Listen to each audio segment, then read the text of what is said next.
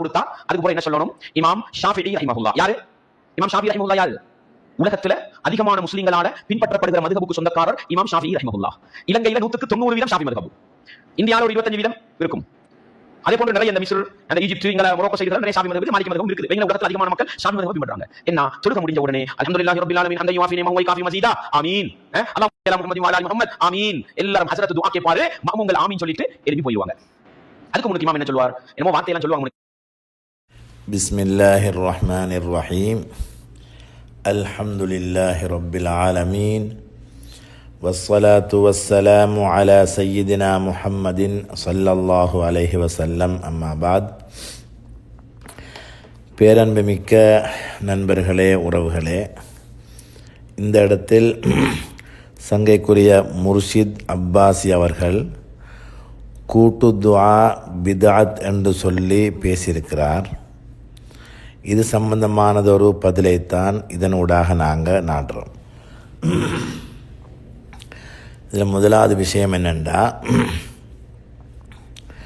பொதுவாக இந்த வஹாபி சகோதரர்கள் யார் பேசினாலும் அவர்களுக்கென எந்த அடிப்படையுமே இல்லாமல் இருக்கிறது தான் இந்த இடத்துல மிக பிரதானமான ஒரு பிரச்சனை. அதாவது 4 மத்ஹபும் 1400 வருடங்களை கடந்து கொண்டு வந்து இன்று போய்கொண்டிருக்கிற இதில் மார்க்க சட்டத்திட்டங்களுக்கு என அடிப்படையை வச்சு கொண்டிருக்கிறார்கள். அந்த அடிப்படை எல்லாத்துக்கும் தாராளமாக ஆதாரங்கள் இருக்கும். உதாரணமாக ஃபிக்ஹ்ன்னு சொல்லுவோம். மார்க்க சட்டத்திட்டங்கள், சட்டக்கலையில் எல்லா சட்டத்திட்டங்களுக்கும் உரிய அடிப்படையும் இருக்கும், அதுக்குரிய ஆதாரங்களும் இருக்கும். 4 மதுஹபிலையும் தெளிவாக இருக்கும். எந்த சட்டமாக இருந்தாலும் ஆதாரம் இல்லாத விடயம் எதுவுமே இருக்காது. ஆனால் இந்த வஹாபி சகோதரர்கள் முன்வைக்கக்கூடிய எந்த விமர்சனமாக இருந்தாலும் அதில் மிக பிரதானமான விஷயம் என்னென்னா, அவர்களுக்கென எதிலையும் ஒரு அடிப்படை இல்லை. உதாரணமாக ஃபிக்ஹில் வஹாபிகளுக்குரிய முழுமையான ஃபிக்ஹ் இல்லை. வஹாபிகளுக்குரிய முழுமையான உசூல் இல்லை. எதிலையும் முழுமையாக எதுவுமே இல்லாமல் இருக்கிறது தான் இந்த இடத்துல மிக முக்கியமான பிரச்சனை. அப்போ அவர்கள் செய்கிற ஒவ்வொரு விஷயத்தையும் பார்த்தோம்னா, அவர்கள் ஒவ்வொரு இடங்களுக்கு பேச்சுக்கு போய் இல்லை பேச போன இடங்களில் தங்களுடைய விடயங்களை தெளிவுபடுத்தாமல் அடுத்த முஸ்லீம்களை காஃபிர்கள் இல்லாட்டி பிதாத்வாதிகள், ஷிர்க்வாதிகள் என்று சொல்கிறத தொழிலாக கொண்டு தான் இந்த வஹாபிசம் உருவாக்கப்பட்டது. அதாவது இஸ்லாமிய ஹிலாஃபா, இஸ்லாமிய அந்த பேரரசை கவிழ்க்கிறதுக்கு செய்யப்பட்ட முயற்சியில் முஸ்லீம்களை மார்க்க அடிப்படையிலையும் அரசியல் அடிப்படையிலையும் பிளவுபடுத்துவதற்காக வேண்டி அதுக்குரிய முறையில் தயாரிக்கப்பட்டு கட்டவிழ்த்து விடப்பட்ட ஒரு அமைப்பு தான் வஹாபிச அமைப்பு. அந்த வேலையைத்தான் இன்றைக்கும் செய்து கொண்டிருக்கிறார்கள். இவங்க எந்த நாட்டில் போய் பார்த்தாலும் இவர்களுடைய வேலை என்னென்னா, அடிப்படை இல்லாமல் பேசுவார்கள். அடிப்படை இல்லாமல் ஒன்றை பிதாத்துன்றது, குஃப்ருன்றது, ஷிர்க்குன்றது.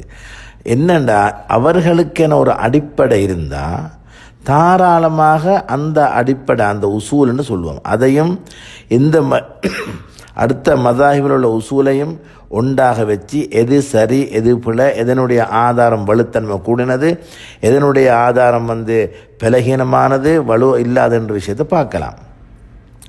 அது இவர்கள்ட்ட ஆதாரம் இருக்காண்டா ஒரு ஆதாரமுமே இல்லை. இவர்கள் ஒரு அடிப்படை என்று ஒரு அடிப்படையின் கீழால் எல்லாரும் பெரும்பாலும் பேசுவாங்க. அந்த அடிப்படைன்றது இஸ்லாத்தில் இல்லாத அடிப்படை. என்னண்டா, அவர் சொல்லக்குள்ள முர்ஷித் அப்பாசியுடைய பேச்சுடைய சாராம்சம், ரசூலுல்லாஹி ஸல்லல்லாஹு அலைஹி வஸல்லம் 18,000 முறை தொழு வச்சுக்கிறாங்க. அதில் ஒரு நாளாவது சஹாபாக்களுக்கு தொலை வச்சு கூட்டாக துவா ஓதில்லை. என்றதான் அவருடைய வாதம். ரசூலுல்லாஹி ஸல்லல்லாஹு அலைஹி வஸல்லம் செய்யவில்லை, எனவே இது பிதாத்து. இதுதான் அவருடைய வாதம். இதே தலைப்பில் தான் யார் எதெல்லாம் பிதாத்துன்னு சொல்லுவாங்களோ அவர்கள் எல்லாருமே இந்த ரசூலுல்லாஹி செய்யவில்லை எனவே பிதாத்து, செய்யவில்லை பிதாத்து என்றதான் இவர்களுடைய அடிப்படை. ஆனால் அஹ்லுஸ் சுன்னா வல் ஜமாஆ என்பது 14 நூற்றாண்டுகளை கடந்து கொண்டு போய் கொண்டிருக்குது. இந்த அஹ்லுஸ் சுன்னா வல் ஜமாவுடைய கொள்கையின் கோட்பாட்டின் அடிப்படையிலையும் இவர்களுடைய ஃபிக்ஹுடைய உசூல் அடிப்படையில் ஃபிக்ஹுடைய அடிப்படையை தேடி பார்த்தாலும் இந்த ஒரு அடிப்படை, இந்த ஒரு அஸ்ல்னு சொல்லுவோம், இந்த அடிப்படை எங்கேயுமே இல்லை. அதாவது ரசூலுல்லாஹி ஸல்லல்லாஹு அலைஹி வஸல்லம் செய்யாவிட்டால் அது பிதாத்து, அந்த செயல் பிதாத்து, அந்த செயல் செய்கிற ஷிர்க்கு, அந்த செயலை செய்கிறது என்ன செய்யும், நரகத்தை கொண்டு போகும்னு சொல்லி எங்கேயுமே காண இயலாது. அதுக்குரிய விஷயம் என்னன்னு சொன்னால், ரசூலுல்லாஹி ஸல்லல்லாஹு அலைஹி வஸல்லம் செய்யாட்டி அது பிதாத்து, அது செஞ்சால் நரகம் என்று ஒரு தீர்வு இவங்க சொல்கிற மாதிரி சொன்னால் என்ன செய்ய வேண்டி வரும்? இஸ்லாமிய முழு சமூகத்தையுமே நரகவாதிகள் என்று சொல்ல வேண்டி வரும். அப்போ நரகவாதிகள் என்று சொல்லத்தான் இவர்கள் இந்த உசூலையே சொல்கிறாங்க. இவர்களுடைய இந்த அடிப்படை, அதாவது ரசூலுல்லாஹி ஸல்லல்லாஹு அலைஹி வஸல்லம் செய்யாவிட்டால் அந்த செயல் பிதாத்து, எல்லா பிதாத்தும் வழிகேடு, எல்லா வழிகேடும் நரகத்துக்கு போகும் என்ற தலைப்பில் இவங்க வரக்குள்ள ரசூலுல்லாஹி ஸல்லல்லாஹு அலைஹி வஸல்லம் செய்யாத பல செயல்கள் இருக்குது, சஹாபாக்கள் செஞ்சுருக்கிறாங்க. அப்போ அவர்களையும் நரகவாதிகள் என்று இவங்க சொல்லிட்டு தான் வராங்க. உதாரணமாக தராவி தொழுகன்றது இப்போ இந்த 2025ஆம் ஆண்டு கதைப்படி இவரிடத்தில் எல்லாம் ஒரு தொழுகை தான். தராவியன் ஒன்று இல்லை, எல்லாம் இரா தொழுகண்டு எல்லாம் நிறைய பிரச்சனை இருக்குது. சரி, அப்போ 20 ரக்காத் தொழுகிறது ஒரு பிதாத்து, அது வழிகேடான தொழுகன்னு சொன்னாங்க. 20 ரக்காத்து தொழுது யாருண்டா சஹாபாக்கள் தான் 20 ரக்காத் தொழுதது. இப்போ சொன்னீங்க தானே, ரசூலுல்லாஹி ஸல்லல்லாஹு அலைஹி வஸல்லம் சஹாபாக்கள் சின்ன செய்யல 18,000 முறையில் ஒரு முறையாக தொழலன்னு சொன்னாங்க. சஹாபா ஒரு முறையாக கூட்டு துவா ஓதலை. நீங்கள் சஹாபாக்கள் செய்தால் ஆதாரமாண்டா இவரிடத்தில் அதுக்கும் ஆதாரம் இல்லை. ஏனண்டா இப்போ முதலாவது தராவி தொழுகை எடுப்போம். தராவி தொழுக ரசூலுல்லாஹி ஸல்லல்லாஹு அலைஹி வஸல்லம் தனது வாழ்நாளில் ஒரு முறையாவது முழு ரமதான்லே 30 நாளும் தொடர்ந்து 20 ரக்காத்துகளை இமாம் ஜமாத்தாக என்னதான் செய்யலை, தொலை இல்லை. ஆனால் அந்த 20 ரக்காத்தை தொடர்ந்து 30 நாளும் தொடர்படியாக தொழுததில் முதன்மையான ஆக்கள் யார்? சஹாபாக்கள். சஹாபாக்கள்லே முதன்மையான ஆக்கள் யார்? உமர் இப்னு கத்தாப் ரலியல்லாஹு அன்ஹு. அவங்கள்ட்ட இந்த துவங்கி எல்லா சஹாபாக்களும் இன்று வரைக்கும் உலகத்தில் காபத்துல்லாவிலேருந்து துவங்கி இது வரைக்கும் முழு உலகத்திலையும் 20 ரக்காத்துகள் தொழுது கொண்டு வாரம். இதைத்தான் இவர்கள் பிதாத்துன்னு சொல்கிறாங்க. பிதாத்துன்னு சொன்னால் எல்லா பிதாத்தும் வழிகேடு, எல்லா வழிகேடும் நரகம். முதலாவது நரகத்தை துவங்கி வைக்கணும். இவர் இந்த வஹாபிகளுடைய கருத்துப்படி உமர் ரலியல்லாஹு அன்ஹு அவங்கள சேர்ந்து தொலை வச்ச உபய் இப்னு கஅப் ரலியல்லாஹு அன்ஹு, பின்னால் தொழுத கண்ணியமான சஹாபாக்கள், அல்லாஹ்வுடைய பொருத்தத்தை உலகத்திலேயே பெற்ற அந்த சஹாபாக்களை கொண்டு தான் வஹாபிகளுடைய கருத்துப்படி நரகம் திறக்கப்பட வேண்டும். இந்த கருத்துக்கு, இந்த சிந்தனைக்கு, இந்த முடிவுக்கு வர வேண்டிய நிர்பந்தம் வஹாபிகளுக்கு இருக்குது. ஏனென்றால் ரசூலுல்லாஹி ஸல்லல்லாஹு அலைஹி வஸல்லம் செய்யவில்லை, எனவே அது பிதாத்து என்றதான் அவருடைய நிலப்பாடு. எனவே நான் சொல்கிறேன், ஃபிக்ஹில் எந்த இடத்துலையுமே ரசூலுல்லாஹி ஸல்லல்லாஹு அலைஹி வஸல்லம் செய்யாவிட்டால் அது ஆதாரமாக ஆகாது. செய்யாதது ஆதாரம் இல்லை. அதில் எந்த கிதாப் நான் பார்த்தாலும், ஃபிக்ஹுடைய கிதாபில் பார்த்தாலும் செய்யவில்லை, ரசூலுல்லாஹி ஸல்லல்லாஹு அலைஹி வஸல்லம் இந்த விடயத்தை செய்ய இல்லை, எனவே ஆதாரம் என்று எங்கேயுமே ஆதாரமாக காட்டப்பட இல்லை. அது ஆதாரம் இல்லை. அப்படி ஆதாரமாக காட்டினா இப்போ நான் முன்னால் சொன்ன மாதிரி பல்வேறுபட்ட பிரச்சனைக்கு நாங்கள் முகம் கொடுக்க வேண்டிய நிர்பந்தம் உண்டாகிறோம். எனவே அந்த சிந்தனை மிகவும் பிழையான சிந்தனை. அந்த சிந்தனையில் தான் இவர்கள் யார் துஆ இல்லை என்று சொல்கிறார்கள், பேசிக்கொண்டு வராங்க. எனவே இவர்களுடைய அடிப்படையே பிழையானது. இரண்டாவது குனூத்துடைய விஷயம் இருக்குது. அந்த அப்துல் வதூத் மௌலவி என்ற ஒரு ஆள் பேசியிருக்கிறார் குனுத் சம்பந்தமாக. இன்ஷா அல்லாஹ் அடுத்த நாங்கள் எடுப்போம். அதுலேயும் அவரும் என்ன செய்கிறாருண்டா ஒண்டை மறைச்சி ஒண்டை பேசி ஒண்டை மறைச்சி ஒண்டை சொல்கிறது. இது வஹாபிகளுக்கென ஒரு தனி கலை, ஒரு தனித்துவம் தான் இது. அதாவது ஒண்டை பார்த்துட்டு இன்னொண்டை மறைச்சிட்டு சொல்கிறதுன்றது வஹாபிகளுடைய தனிச்சிறப்பில் ஒரு விஷயம். அது தனித்துவத்தில் உள்ள விஷயம். அதையும் நாங்கள் இன்ஷா அல்லாஹ் இதோட சேர்த்து எடுக்கிறோம். முதலாவது விஷயம் என்னென்னா, கூட்டு துஆ ஓதக்கூடிய நாங்கள் அது சம்பந்தமாக நான் வேறு இடங்களை பேசிக்கிறேன். இந்த இடத்துல நான் சுருக்கமாக சொல்கிறேன். முதலாவது, எங்களோட ஆதார் அடிப்படை எடுத்தோம்னா பல்வேறுபட்ட தாருல் இஃப்தால் மிஸ்ரியாக எடுப்போம். மிஸ்ரில் முர்ஷித் அப்பாஸ் சொன்னார், ஷாஃபி மதம் உலகத்தில் பல நாடுகள்னு எல்லாம் சொன்னார். அந்த எல்லா நாட்டிலையும் கூட்டுதுவாவும் சேர்ந்து தான் இருக்குது. எந்தெந்த நாட்டில் நீங்கள் போய் இந்த ஷாஃபி மதவை கண்டுபிடிச்சிங்களோ, மிஸ்ரில் இருக்குன்னீங்க, மொரோக்கோவில் எங்கெங்கெல்லாம் போனாலும் அங்கெல்லாம் கூட்டு துவாவும் இருக்கத்தான் செய்யுது. அதுக்குரிய ஆதாரங்கள் இருக்கத்தான் செய்யுது. அந்தந்த இடங்கள் உள்ள தாருல் இஃப்தாக்கள் அதுக்குரிய ஃபத்வாக்கள் தெளிவாக பேசிக்கிறாங்க. எல்லாரும் பொதுவாக ஒரே வகையான ஆதாரத்தை முன்னெச்சிக்கிறாங்க. அதில் தாருல் இஃப்தா அல் மிஸ்ரியான்னு இருக்குது.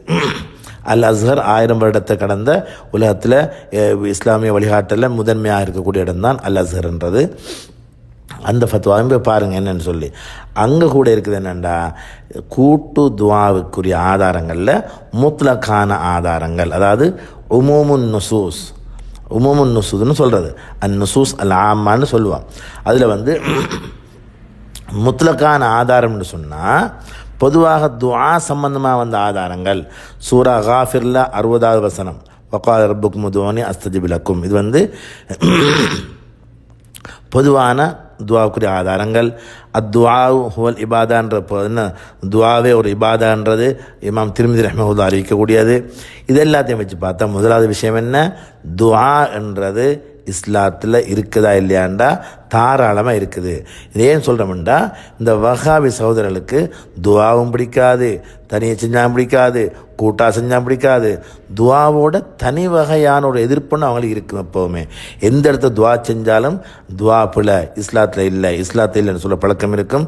எனவே இஸ்லாத்தில் துஆ தாராளமாக இருக்குது, தாராளமாக துஆ செய்யலாம். அடுத்தது, ஒருத்தர் தனியாக செய்கிறாருண்டா தனியாக தாராளமாக துஆ செய்யலாம், அதில் பிரச்சனையே இல்லை.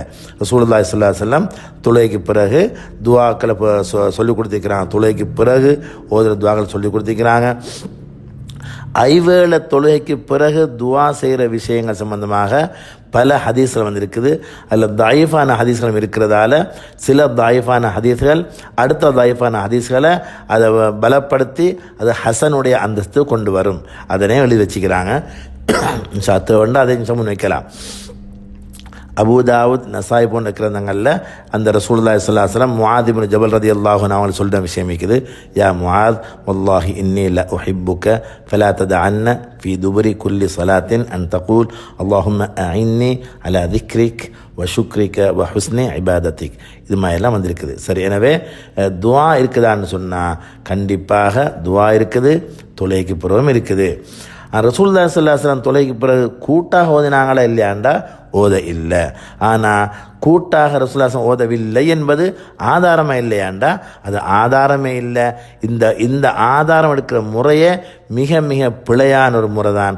இதனால தான் இஸ்லாமிய வரலாற்றில் வந்த முழு உலமாக்களும் இந்த அடிப்படையான விதிமுறையை வச்சுக்கிறாங்க. அத்தர்கு லா யுஃபீது தஹ்ரீம், அத்தர்கு லா யானி தஹ்ரீம் இல்லா பிதலீலின் யதுல்லு அலைஹி. ரசூலுல்லாஹி ஸல்லல்லாஹு அலைஹி வஸல்லம் செய்யவில்லை, சஹாபாக்களும் செய்யவில்லை, எனவே அது ஹராம் என்று வந்துடவே வரமாட்டாது. ஏனென்றா அந்த செயல் ஹராம் என்றதை வேறு ஆதாரம் மூலமாக நிறுவ வேண்டும். பிதாத் என்றால் அதை நிறுவ வேண்டும். ரசூலுல்லாஹி செய்யவில்லை எனவே பிதாத்து என்றால் அது பிழை. ஏனென்றா எந்த ஹதீஸ்லையும் நாங்கள் செய்யாததை செஞ்சால் பிதாத்து என்று எந்த ஹதீஸ்லையுமே இல்லை.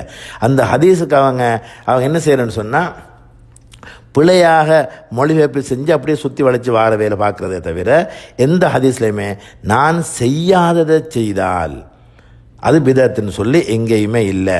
ஆனால் முர்ஷித் அப்பாசி அழகாக ஒரு பெரிய ஒரு 6-7 நிமிஷம் பேசி கொண்டு வர கதை உண்ட அது எதிலையுமே ரசூலுல்லாஹி ஸல்லல்லாஹு அலைஹி வஸல்லம் அவங்க நான் செய்யாததை செய்வது பிதத்தாகும் என்று எங்கேயுமே ஹதீஸ்களில் இல்லை. எனவே தான் உலமாக்கள் அந்த பொது விதியாக அமைச்சிருக்கிறார்கள், அத்தர்கு லா யுஃபீது தஹ்ரீம இல்லா பிதலீலின் யதுல்லு அலைஹி, அல்லது அத்தர்கு லா யானி தஹ்ரீம் இல்லா பிதலீலின் யதுல்லு அலைஹி. மிக அழகாக சொல்லி வச்சுக்கிறார்கள். இது பொதுவாக அது அரபு மதரசாக்கள் இலங்கையில் 90 விதமான ஷாவி மதம்னு சொன்னீங்க. எல்லா மதரசாலையும் உள்ள 3ஆம் வகுப்பு இல்லை 4ஆம் வகுப்பு பிள்ளை எல்லாருக்கும் இந்த காய்தா எல்லாம் தெரியும், இந்த அடிப்படை எல்லாம் எல்லாருக்கும் தெரியும். அதனால தான் நாங்கள் இது யாருமே பேச பார்க்குறாங்களே, ஏனென்றா இது 3ஆம் வகுப்பில் 4ஆம் வகுப்பில் படித்து முடித்த விஷயங்கள். இதெல்லாம் ரசூலுல்லாஹி ஸல்லல்லாஹு அலைஹி வஸல்லம் விட்டாங்கன்னு சொன்னால் அது ஹராமாண்டா ஒரு நாளும் ஹராமாக மாட்டாது. அந்த குறிப்பிட்ட செயல் செய்ய வேண்டாம் என்று இஸ்லாம் நேரடியாக தடுத்திருந்தா அல்லது தடுக்க வேண்டிய காரணம் அதுக்குள்ள உள்ளடங்கியிருந்தால் உள்ளடங்கியிருந்தால் தான் அது தடுக்க வேண்டிய செயல்.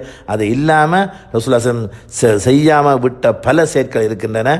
அந்த செயற்பாடு ஒன்றும் ஹராமாக மாட்டாது. அது எந்த விதமான பிரச்சனையுமே இல்லை. எனவே துவா பொறுத்தவரையில் இமாம் நவவி ரஹிமஹுல்லா, இப்னு ஹஜர் அல் அஸ்கலானி ரஹிமஹுல்லா இவங்கெல்லாம் மிக அழகாக சொல்லித்தாராங்க. துவான்றது தொழுகைக்கு பிறகு மார்க்கத்தில் உள்ள விஷயம்தான். அது தனியாகவும் செய்யலாம், கூட்டாகவும் செய்யலாம், சத்தமாக செய்யலாம், சத்தத்தை குறைச்சி செய்யலாம், எந்த விதமான பிரச்சனையுமே இல்லை. இப்னு ஹஜர் அல் அஸ்கலானி சொல்லக்குள்ள ஃபத்ஹுல் பாரின்றது எல்லாரும் தெரிஞ்ச கிதாப் தான். அதனுடைய முஸன்னிஃப் யார்? இப்னு ஹஜர் அல் அஸ்கலானி. அவர் சொல்கிறாரு, அல் அஸ்லு ஃபித் துஆஇ அல் இத்லாக். துஆவில் அடிப்படை என்ன? அல் இத்லாக், முத்லக்கான ஆதாரங்கள் வந்திருக்கின்ற விஷயத்தை அவர் சொல்கிறாரு. வலா யுன்கரு அலா மன் தஆ ஜமாஅத்தன் மா லம் யஅதகித் ஹுசூசியத்தன் லம் தரித்.